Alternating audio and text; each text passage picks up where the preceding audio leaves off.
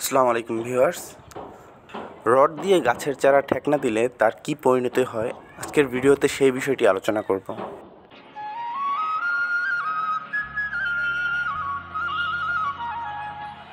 প্রিয় দর্শক, শহরে যারা ছাদ বাগান করে থাকেন তাদের বেশিরভাগই চারা গাছে ঠেকনা হিসেবে রড ব্যবহার করে থাকেন। যেমনটা দেখতে পাচ্ছেন, এই ছাদে প্রায় প্রতিটি গাছই রড ব্যবহার করা হয়েছে। আমরা সকলেই জানি রড অথবা লোহা জাতীয় যে কোনো ধাতব জিনিসই পানির সংস্পর্শ পেলে মরিচায় ধরে।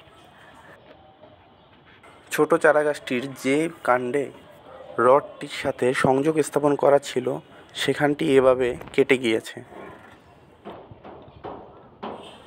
এই ধাতব জিনিস ডাল এবং পাতার জন্য ক্ষতিকর। যেমনটা এই ভিডিওতে আপনারা দেখতে পাচ্ছেন যে ডালটি অথবা পাতাটি সম্পূর্ণ নষ্ট হয়ে যাচ্ছে। তাই অবশ্যই গাছের চারা ঠেকনা দেবার ব্যাপারে সতর্ক থাকবেন।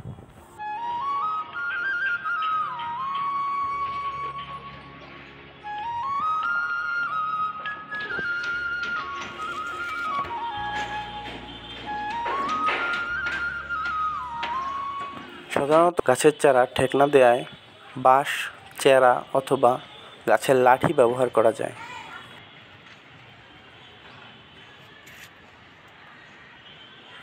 গাছ লাগান, পরিবেশ বাঁচান। আপনারাও গাছের সুন্দরভাবে যত্ন নেবেন। এরকম বিভিন্ন ইনফরমেটিভ ভিডিও পেতে আমাদের চ্যানেলটি সাবস্ক্রাইব করে পাশেই থাকুন। ধন্যবাদ। ভালো থাকবেন সবাই।